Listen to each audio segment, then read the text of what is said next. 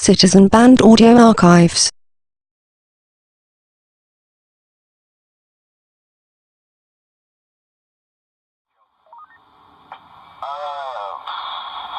I'd imagine it's about the size of an 897.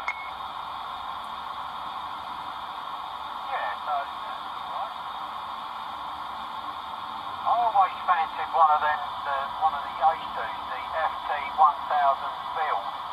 They're quite a big old beast though, that's the only thing, mate. But whether I'll ever get one or not, I don't know.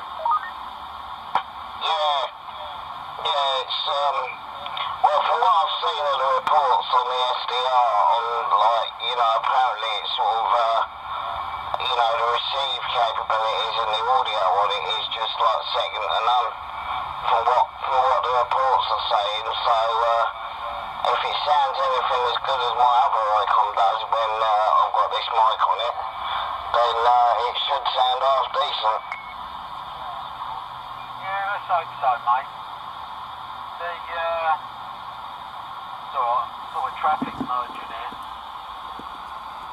That Andy down in Watford, he came, if you remember him, he sort of came in one night on a new Icon, and to be honest, it sounded pretty crap, but I can't remember what it was.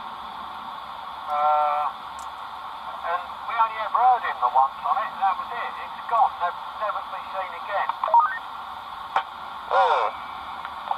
No, I don't, that's not a name that rings a bell with me, Andy. Yeah, it's a radio ham. I spoke to him on 2 meters one night. And he used to hear we on our little net. When I uploaded the video, watch it. And he left a comment one day saying that he's an amateur, blah, blah, blah. And I said, well, so am I. If you want, I'll give you a shout on 2 meters. So I just gave out my call sign. He came back straight away. A few weeks later, he got an Elinco something 3.5, you know the one. I can't remember the model of them. And then he said he was getting a new Icon. Well, he came on the Icon one night. It's bloody horrible. And that was the last we ever heard of it. Oh, that's strange. No, I didn't actually hear that one. I didn't actually hear that one, but yeah, well, judging by all accounts, from what I'm seeing and what I've actually heard myself, and the audio on them is really good. I've heard it from both sides, on the receive and for transmit wise, so somebody else being on it, and they don't sound bad. But it's like anything, everything needs to be set up to a person's mic and a person's voice and everything else, so what suits one won't always necessarily suit another. Yeah, for sure, mate, for sure. Generally speaking, it's like Icon audio, more than Yaesu, unless you get one of the expensive ones. And Kenwood, I like their audio on sideband. That's why I got that trio off the Paul that time. But yeah, like I said, if you've heard them, they sound good and you want one, you've got the money, there's nothing stopping you, mate. Let's get one and let's hear it. Yeah, well that's it. I take it you can still hear me now because I've turned things down a bit.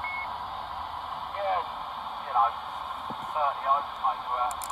You always go no, there's a lot of the rig second hand.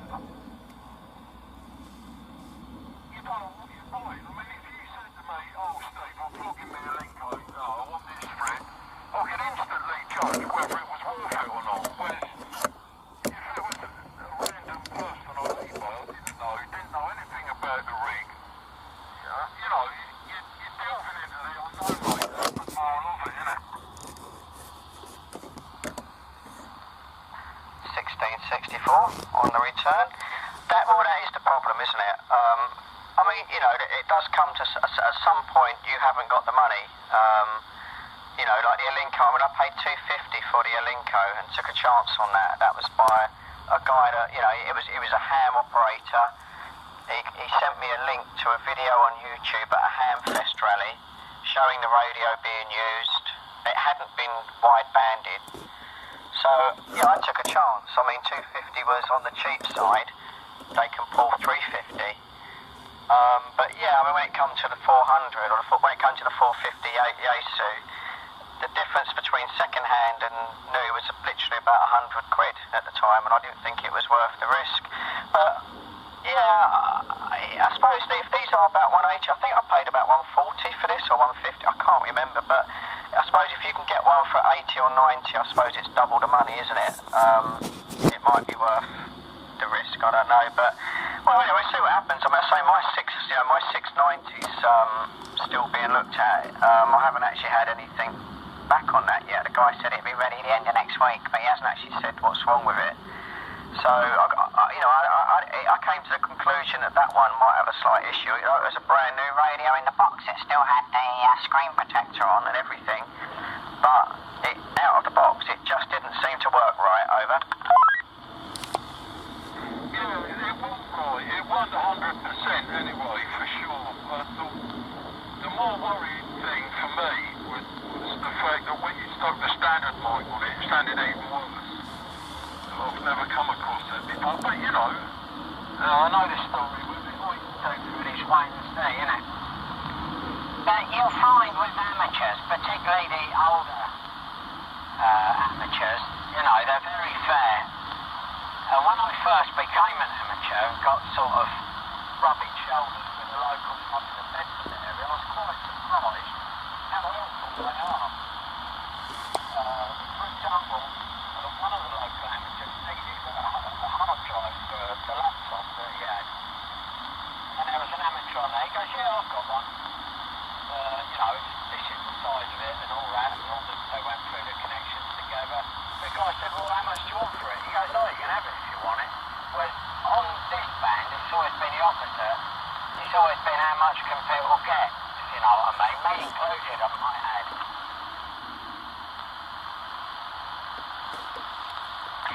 Yeah, well, that's the way it is, isn't it, really?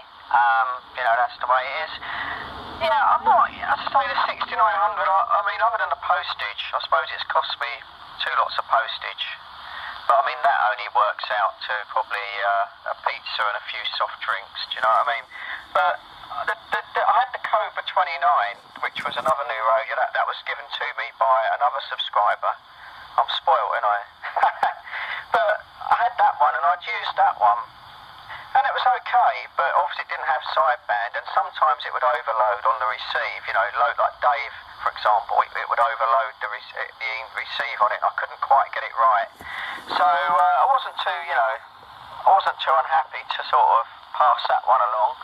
So yeah, the 69 came up. I mean, if he sorts it out, he sends it back and it works spot on, then, you know, I'm lucky. I think if it comes back and it's still not right, then I'll probably carry on with it for now. But I might buy one of those rigs because, you know, they're only about 120, 130, aren't they, on the eBay? And every now and then, I think Knights do them at a sale. I should have got one of those Alinco 135s when they were 100 quid. I kick myself now. But, you know, 130 quid, I think they're worth buying, to be honest. So, you know, I'll wait till after the summer, and then get that out of the way, and then maybe I'll just buy one. Over. Yeah, why not? Yeah, I remember that when the Alincos went down in price, and I tell you what, the audio on them is, I don't think you're going to get a lot better. I mean, I don't know how clear you can hear Paul in Luton on his one. Well, this is badged as the 8900, isn't it? But they sound very good, and John had one, didn't he, over in, was it Buntingford? But he don't come on no more, because there was a bit of a dispute that, you know, needn't really have happened. But, yeah, they sound very nice, you know, I'd be quite happy to be using one, but, you know, I'm spoiled myself. I ended up getting this one. You know, everyone's a winner at the minute, Fred, over.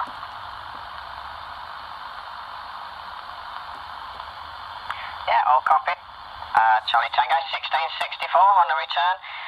Well, to be honest, I gave my recommendations, and I bought the Grant 2 on your recommendation, and you know, absolutely love that radio, and I still like it, and I'm actually going to probably set that up in the shed in the near future.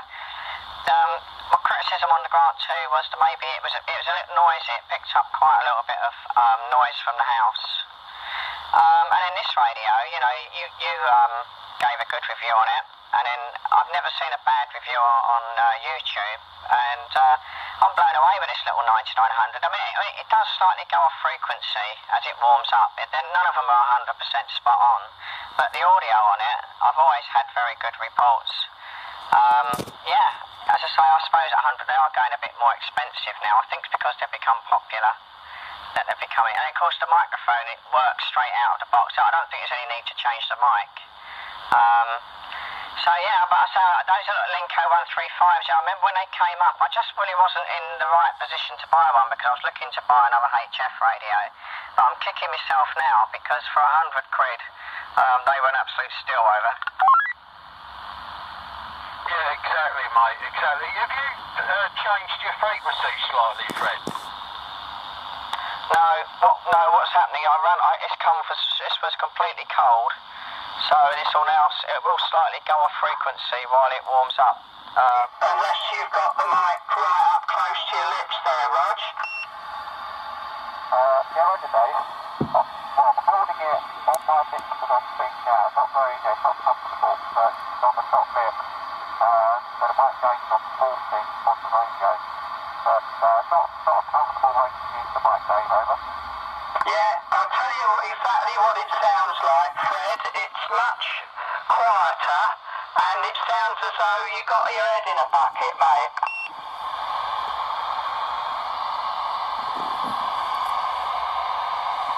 Yeah, Fred, just put the mic about 4 or 5 inches from your gob and try again.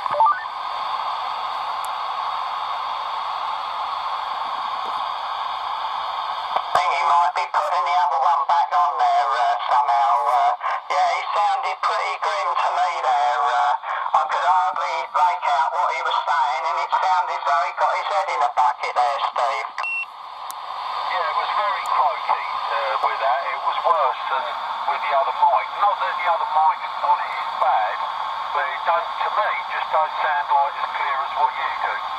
But Fred, if you still got that mic in, let's see you a bit further from it.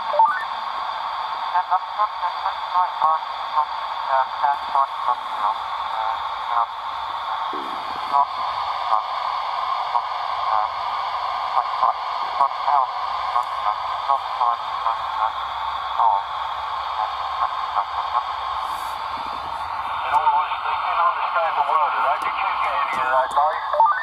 No, not a dicky bird. So quiet, and it was just like...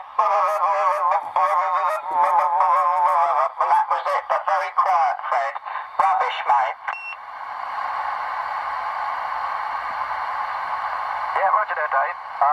Right, back on the KPO now. So if I turn it up a little bit, yeah, this is driving the radio much harder. So I'm not quite sure how that's coming across, but that should be a big improvement, over. Oh, crikey, yeah, no contest, mate. Yeah, that's lovely, Fred. Yeah, very loud.